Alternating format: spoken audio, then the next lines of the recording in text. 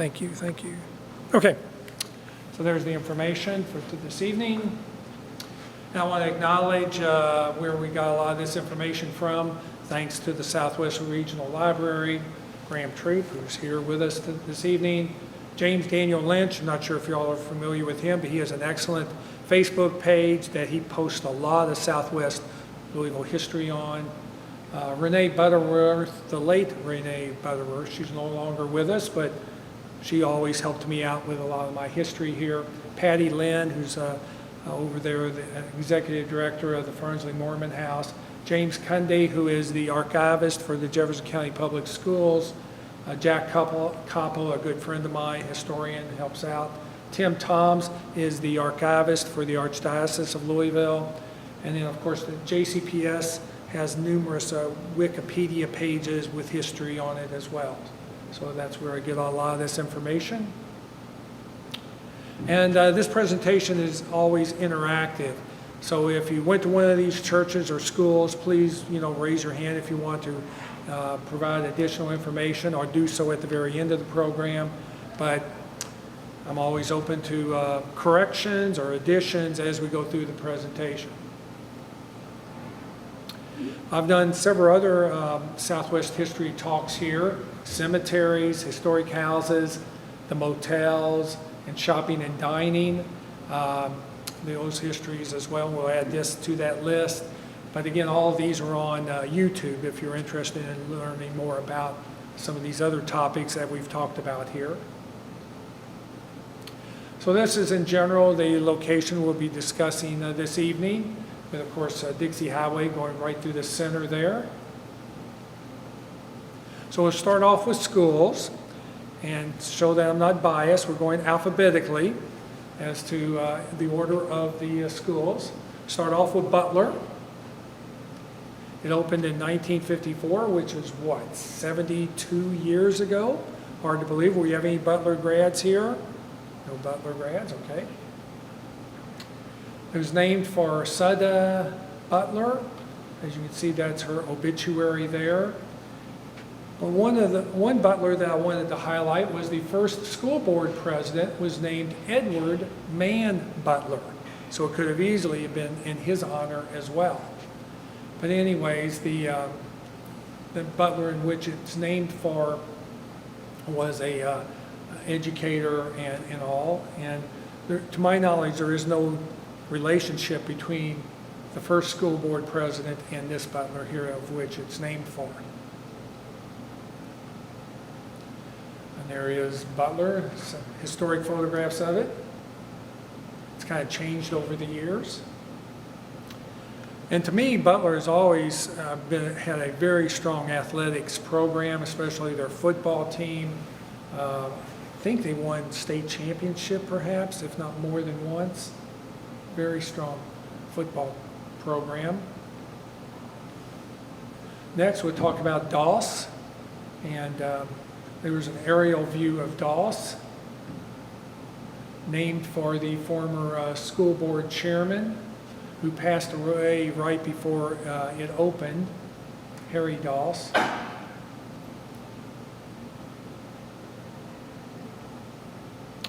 And there are several historic markers out in front of the school, which I actually helped install. It talks about Doss High School and Trunnell Elementary there, and who all they were. And then you'll notice at the very bottom there that area was once called Weisertown, which of course is related to me. And why is it Weisertown? Well, in fact, Doss was going to be called Weisertown High School before honoring Harry Doss.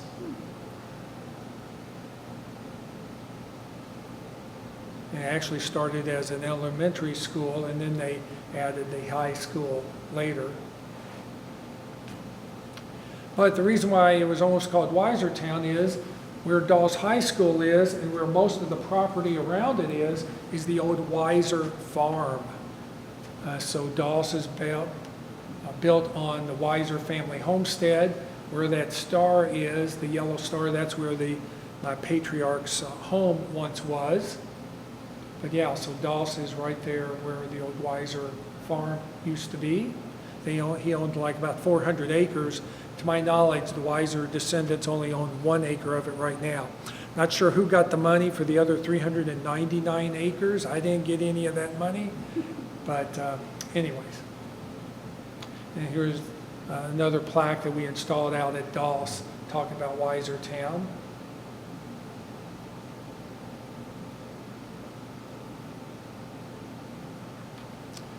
And you wonder how many Weisers were out there. Here's the 1939 telephone directory talking about how many, I have no idea who all these people are. There's only 1 or 2 that I can actually identify as a relative of mine. John Jacob Weiser and Louisiana Arnold Weiser, his wife, they had like 12 or 13 children. And the branch that I came from had 12 or 13 children, so it sort of went like that, the genealogy tree. And I don't think we have any Weisers here tonight. Usually some of them do show up periodically. But here's a Southwest Jefferson County map in 1879 showing some of the Weiser descendants there where they owned property. And here's the 1913 map, and they were just all over the place. Next school I want to feature is Holy Cross. And of course that name changed back, 42 years ago, 1984. It's hard to believe that. It seems like it's more recent that the name was changed. But Holy Cross was previously known as it was Angela Marisi. Do we have any Angela Marisi grads here? No. Or Bishop David. Any Bishop David folks here? No. Okay. But anyways, you can see that there's a female Catholic high school and a male Catholic high school out here. Both had separate campuses.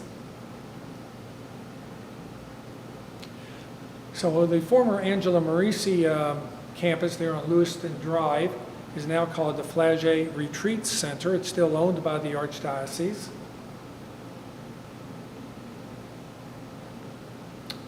And the Bishop David High School, which is now Holy Cross, it was built in 1960, and here's a rendering of it being proposed.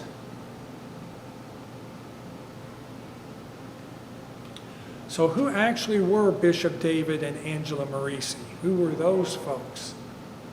Well, Angela Marisi was a saint, and she lived in the northern part of Italy, and she helped start the order which is now called the Ursuline Sisters Order.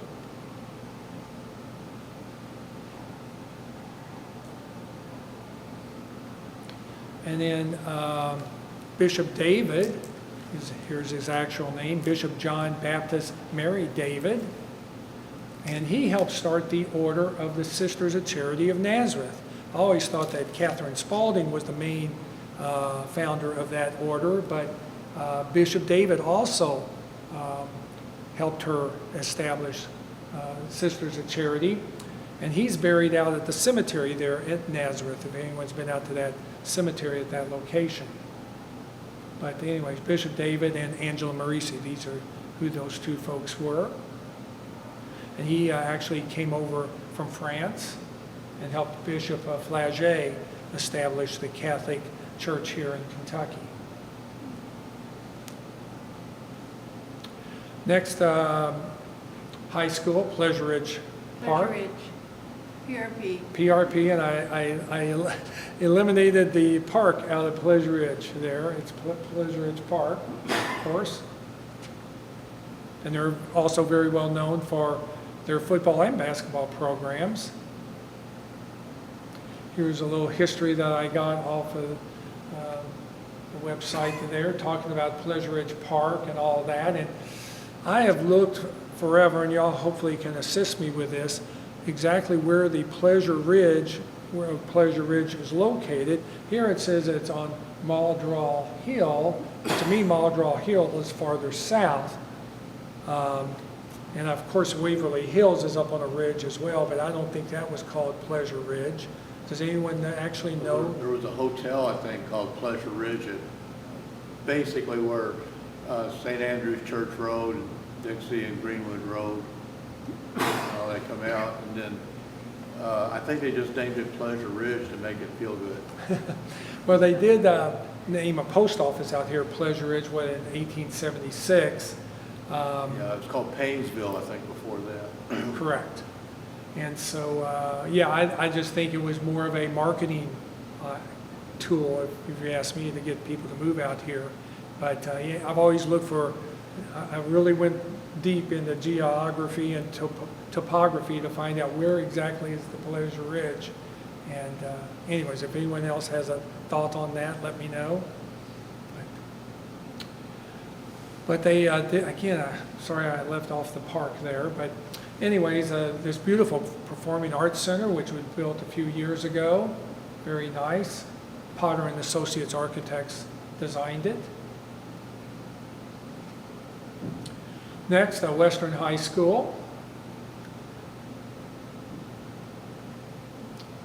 And so there's an Eastern High School, a Southern High School, a Western High School, but no Northern High School.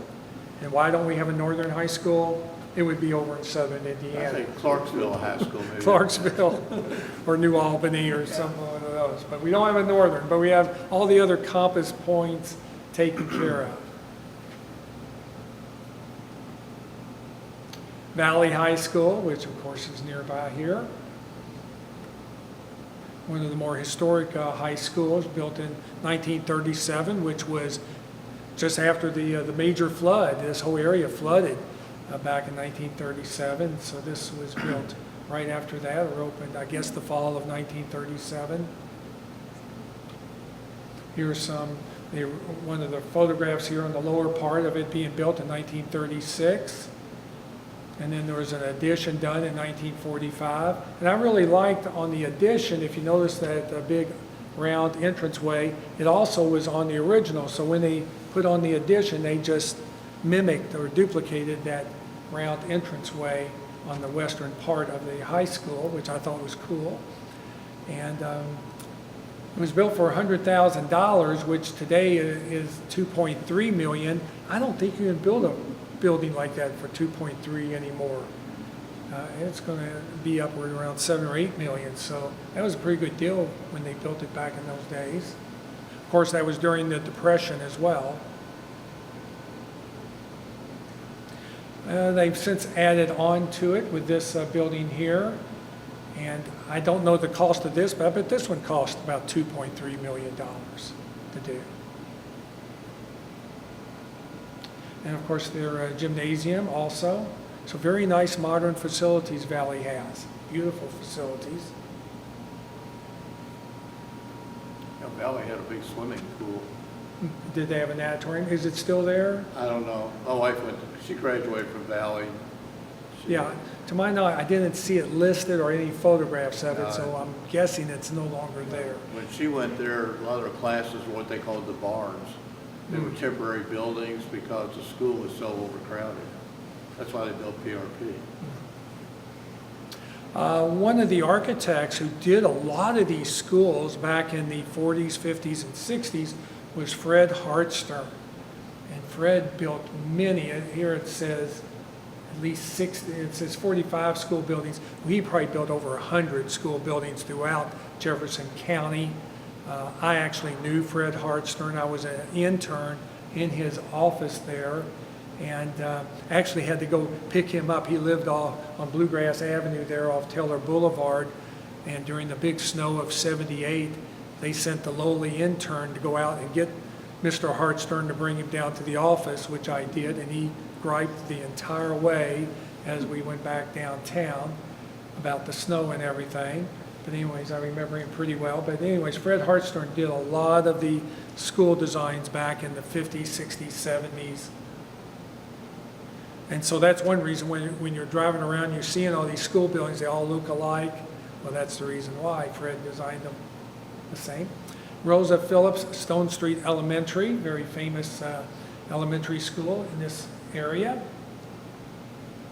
And here's some of the history of Rosa Phillips Stonestreet. Very innovative school and teacher Um, Just phenomenal. Wish we had more people like her running the school system. She didn't tolerate wasteful spending or inefficiencies. As some of you may know, she was the first female school superintendent of the Louisville school. Was it the Jefferson County system? I guess it was Jefferson County, because back then we had both the Louisville and the Jefferson County, two different school systems. But she would have been, yeah, the county schools. So she was the first, and then we had one other, I forget her name, the more recent female school superintendent that we had, but there's only been two, and Rosa was the first. Here's a little bit more of her history here. So she actually was taught by the Ursuline Sisters, Spalding University. Of her there.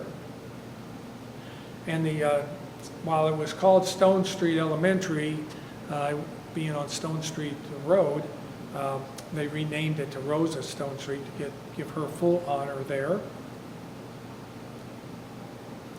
Here's a nice news article that was featuring her.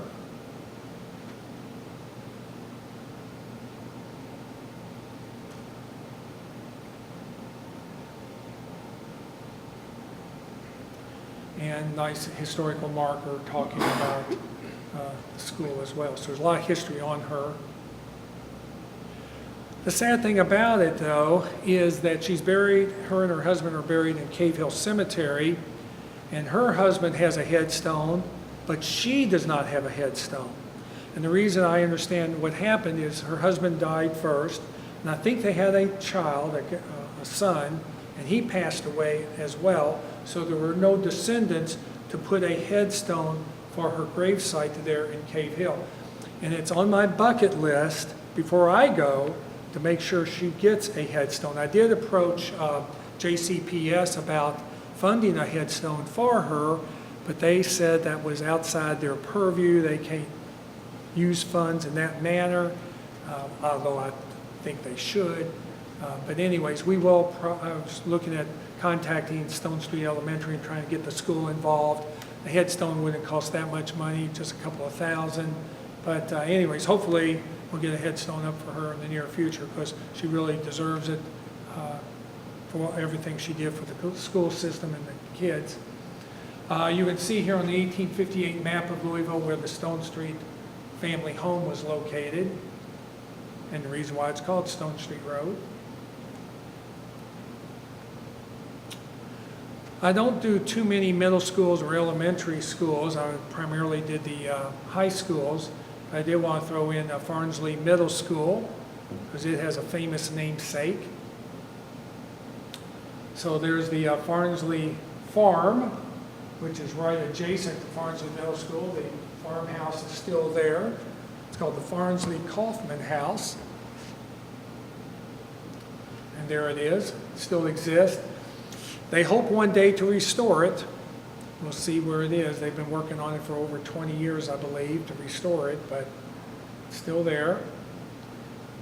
So you may be asking, well, we have all these Farnsleys out here. How are they related? So James Farnsley was the patriarch. He was a Revolutionary War veteran who came here in 1786. And two of his children were David Farnsley and Gabriel Farnsley. And that's why we have a Farnsley Mormon house and a Farnsley Kaufman house. So hopefully that corrects who's who there.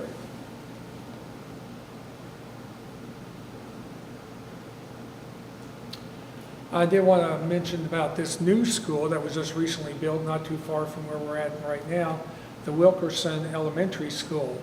And it's just a phenomenal, beautiful school. Hopefully y'all have seen it. It opened about a year ago. A good friend of mine, Scott Kramer of Studio Kramer Architects, designed it. You can see the old school building here. So it definitely needed a little bit of an update. But Jefferson County Public Schools is going through and updating a lot of their schools. They're building a lot of new schools over the next few years. So that's schools. Any other questions on the schools, or if any One wanted to mention the school that I did not mention, yeah. Did they not combine Watson Lane and Wilkerson in that one new school because they closed Watson Lane? Well, it's called Wilkerson. It's called Wilkerson. Yeah, so, I believe that they combined and redistricted the children, as far as I know. I know when they combined Waller and Williams, was it Williamson or Williams? I think it's Williams. They combined them, they kept, they joined the names.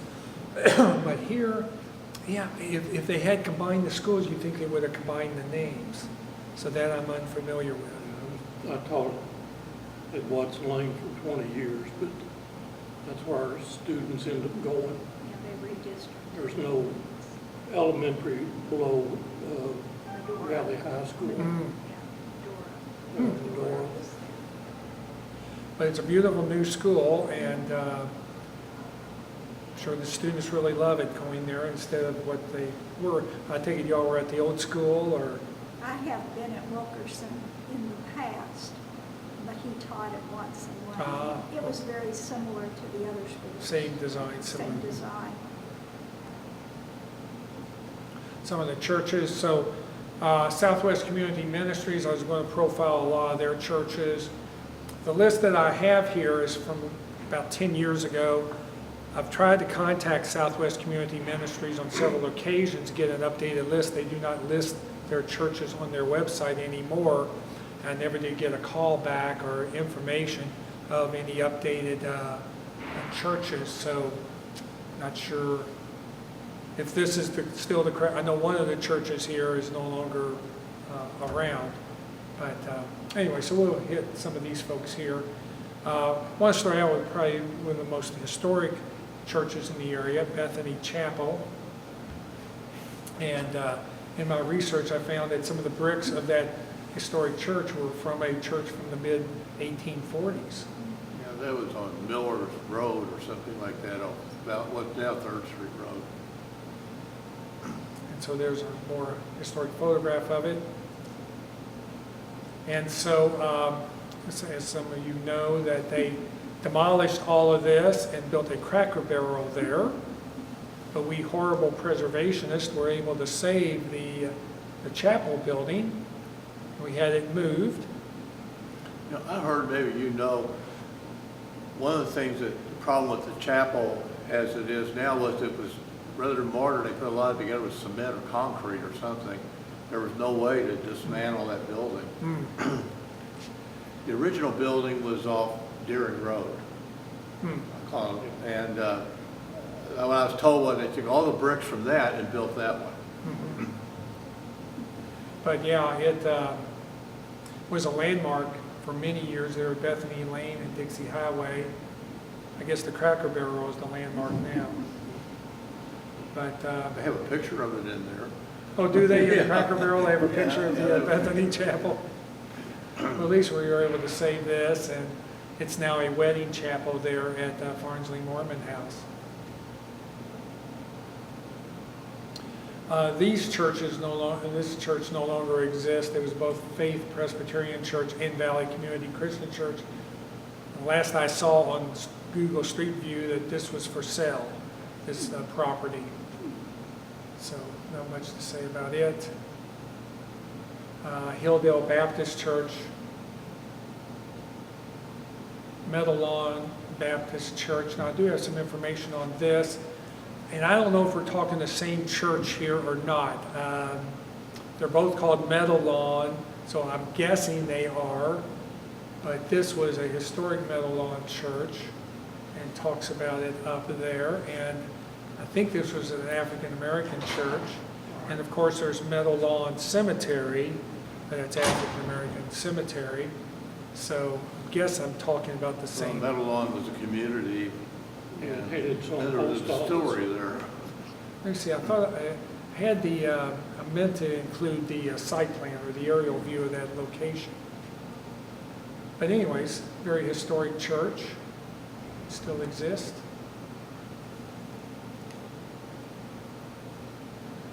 New Salem Baptist Church, don't have too much on this church. some photographs I got off their website. And that's unfortunately, a lot of these websites do not give their histories very much. And that's what I was hoping to get from the Southwest Community Ministries, was more histories of these churches. I wish they would give more, and as you'll see, some churches do that, more information.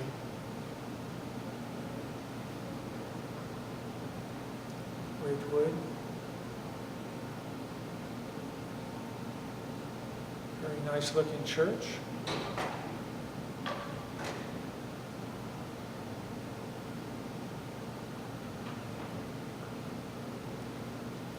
Yeah, you don't even have the years they were built, do you? No, I do not. Now, something like this, you can see the modern addition there. The original church appears to me from the 50s, and then the newer church more than likely 90s or early 2000s. This church more than likely was from the 50s, early 60s, just by the style of architecture.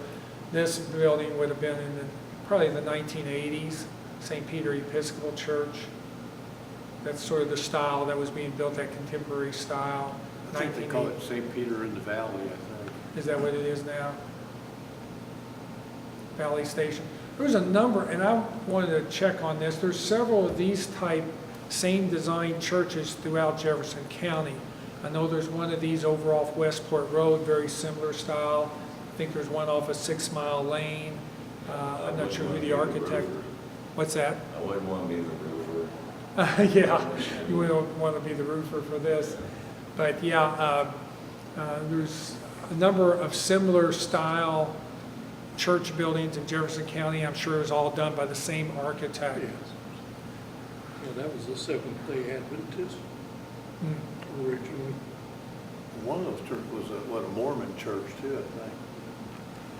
Yeah, it's one of the interesting things. A lot of these churches change denominations over their lifetime.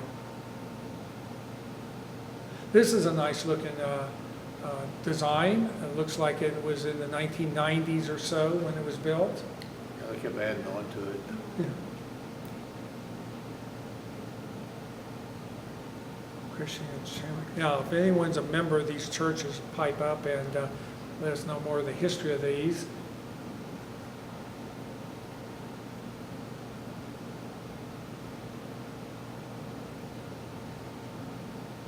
Bethany, this again looks like a 1990s style Replacement. design, yeah. And there's a company that's located down in south central Kentucky that manufactures these steeples. And that looks like one of their steeples there. But a lot of the churches in this area throughout Kentucky, Indiana, if you go around and you see sort of prefab sort of steeples, I'm sure it was built by this company down. I'm trying to think of where it was at, Columbia, Kentucky, somewhere in that area that has a manufacturing of these type steeples, and they ship them throughout the United States. Yeah, somebody just posted a picture of the original Beechland Baptist Church. In fact, Yeah, there that you one go. there, yeah. I know, it was just on Facebook, and that's where I saw Yeah. it. Can you believe, wow, wasn't that a phenomenal church? My sister-in-law attends there, I'll have to ask her. Yeah, and it's unfortunate, but they demolished this, and they built it on that location. Yeah, that church, you look at old maps, that church's been there forever. Yeah.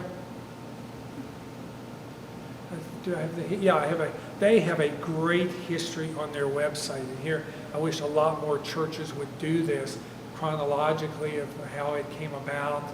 So yeah, from 1860 it says up there, and how it developed. And Payne, he had everything in Pleasure Ridge Park. He had the hotel, he had the general store, he had a furniture factory, he had it all right at the intersection of Dixie and Greenwood Road. Should be called Paineville, huh? Is Yeah, what you're old thinking? Paynesville. Was the train station named for him too? No, you had the earlier slide, Miss Ida Murphy. Mm-hmm. Her son was the one that pretty much farmed the PRP Fire Department, got the new PRP post office going and all that kind of stuff.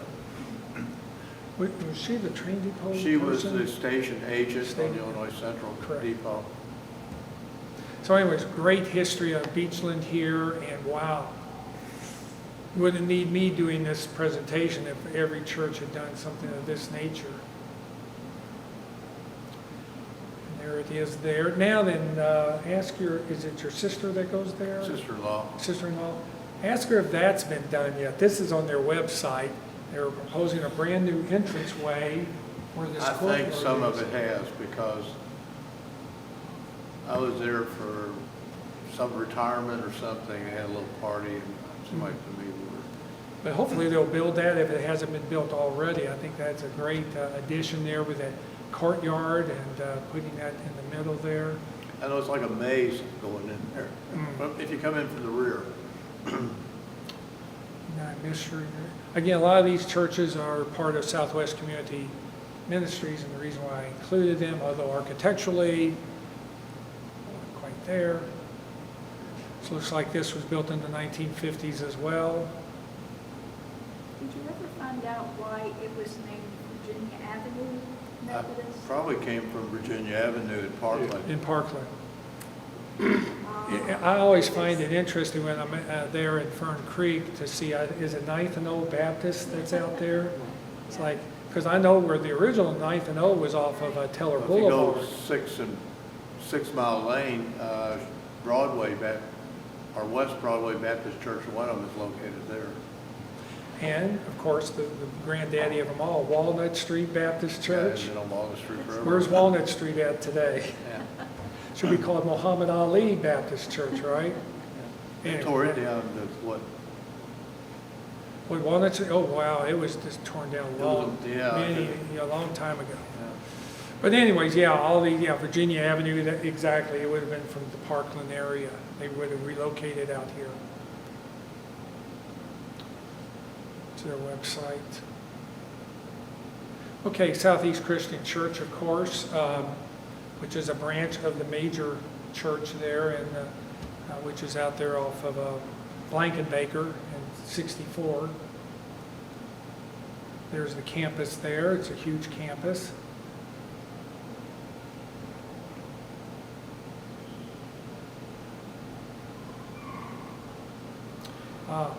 So let's get to St. Andrew's Church, which is a historical Catholic church out here. In fact, down at the Archdiocese Archives, they don't even recognize this being a Catholic church at this time.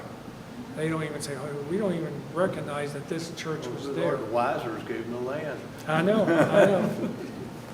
But, they don't really acknowledge that this was here, but of course it was. And it was right there where the pavilion is, right there in the center of the cemetery. Right where that pavilion was where the church was located. And of course, John Jacob and Louisiana Weiser, my great-great-great-grandfather, buried there. And we put up some historic markers there as well. The French guy who owned the back end of Iroquois Park, he's buried in there too. Oh, really? Prosper Dimanche. Yeah, they had both German and French. My ancestors were German. And unfortunately, when World War I came about, that's sort of when the split happened. I'm not sure why the French and German didn't get along back in the early 1900s, but anyways, that created the downfall of the church. Here's some more history of it and sketches. This is from, 1938, I think it is.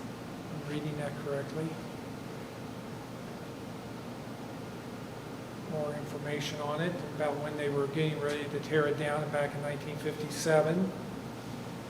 So it would have been, 70 years ago. So we'll talk a little bit about, speaking of name changing, Catholics do it as well. So Mary Queen of Peace Catholic Church was once St. Helen. And of course they combined St. Denis and St. Matthias with it also. And got this great chronology from Tim Toms down at the Archdiocese office, talking about how it changed. And Bishop McCloskey, I've run across him a number of times. He was a really progressive bishop, built a lot of churches back in the late 1800s. And I credit him for, I'm not sure if y'all, I call it the Holy Land of Louisville, where Bellarmine College is, got Calvary Catholic Cemetery, got St. X High School. McCloskey bought all that land back in towards the late 1800s, and what a visionary he was, because by doing that, that's why you have all those Catholic institutions in that location. You got St. Agnes Catholic Church there, and there's another, you got the Our Lady of Peace was in there, so a lot of Catholic institutions right there in the heartland of Louisville, and McCloskey was behind a lot of that. So more information about the church. So I didn't quite understand what was going on here with these photographs, so I had to ask Tim Toms. I said, Tim, what's going on here? And Tim says, what happened was, so that's the original church, 1898. Then they enlarged it by building, this was an addition on the front of that old church. So you can see the gates there, it's still the same. But wow, because I love the old church and I really like their addition as well. Beautiful churches. But I couldn't quite understand how that came about. So this one on the left, or right, one on the right was built in front of the one on the left. They enlarged it. And you can see them tearing down the enlarged church back there in 1963. So that was, 63 years ago. And you can see the new church that's way back behind it there. So they had this beautiful church, tore it down, got the more contemporary design. For what it's worth, I wish they had kept the original, or the middle church, if you will, the more historical one. I think hopefully everyone has similar photographs to what you see here on the right. I think I have one of those as well, similar photograph. St. Lawrence Catholic Church, just off Dixie down here on Lewiston Drive. Beautiful how they changed it around. This would have been built within the last 20 years. I don't recall them doing the project, but I'd been in the former church, but I think they did a really nice job here of redesigning it, readapting it. But when St. Lawrence was originally built back in 1955, here was a proposal for it. And I was going to say Al Sneeder probably built it, and he did. yeah, Sneeder's mentioned, and Thomas J. Nolan, who was mentioned. So here you go. Yep. Al Sneeder built many Catholic churches throughout Jefferson County. They all sort of look alike, and you'll see here in a minute. And Tom Nolan also designed a lot of those. If you took all the buildings that Al Sneeder built, he'd have his own city. Built churches, school. He was a prodigious builder of things. Of course, this whole complex in downtown Louisville, the Galt House, the office building, Galt House East there, the towers, he just did a lot of great things. Here, and there's a statue of him in downtown Louisville. And here are some of the churches that Al Sneeder and Tom Nolan designed. And you see these throughout Jefferson County. These are just 4 of these. I'm not sure how many they did, probably dozens of these. Well, Our Lady of Mount Carmel could stand in for any of those. That's where I go. It's all the same. Exactly. I call them cookie cutter churches, but like a chunk, chunk, chunk. And they were built very cost efficient, I won't say cheap, but very inexpensively, because he did not use vapor barriers. And if anyone knows anything about construction, you need to use vapor barriers to keep the moisture out of your buildings. And I had to renovate several of these, and we had to install vapor barriers, keep the moisture from coming. They would pop the tiles up off the floor because water was coming up, and he didn't put vapor barriers on the floor. And so, yeah, we kind of missed a couple of steps there in the process. But anyways, we're still standing. And here's St. Paul's. Again, the historic church there in the upper right-hand corner. And St. Paul's has great history on their website. They even list all their pastors. Wow. I'm not sure who had the task to go back and find out all the pastors, but that is wild to document all of that. Incarnation. And again, they have a nice history there.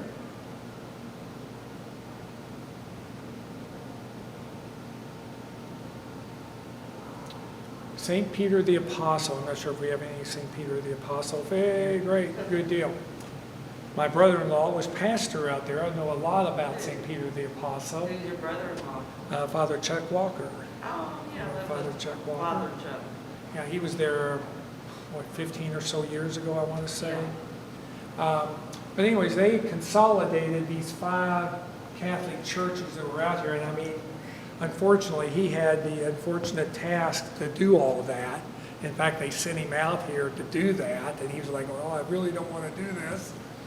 But anyways, they consolidated 5 parishes into one, St. Peter the Apostle. And that's what they built. In fact, my architectural firm got to design this one. It's a beautiful church. You go to this church here? Yes. There it is. Former member of St. Polycarp. Was Father Rob Dunhoff or Rob Dunhoff? I'm trying to think of his name. I'm not sure. But I think another priest was out there that I knew also. I'm not sure who the pastor is currently there. Father statue. But yeah, I've been out there several times for Mass, and it's really a beautiful church and holds a lot of folks. And so there's my books if anyone's still interested. So any questions on any of that? So yeah, you all have a lot of great institutions out here, both schools and churches. And there's a lot out here. In fact, too much to go through every bit of it. That's the reason why this was the 5th lecture that I've done out here on institutions in southwest Jefferson County. But again, I somewhat consider this my home in the fact that my ancestors helped start a lot of the things that were out here. So anyways, anything else? Okay, good deal. Thank y'all.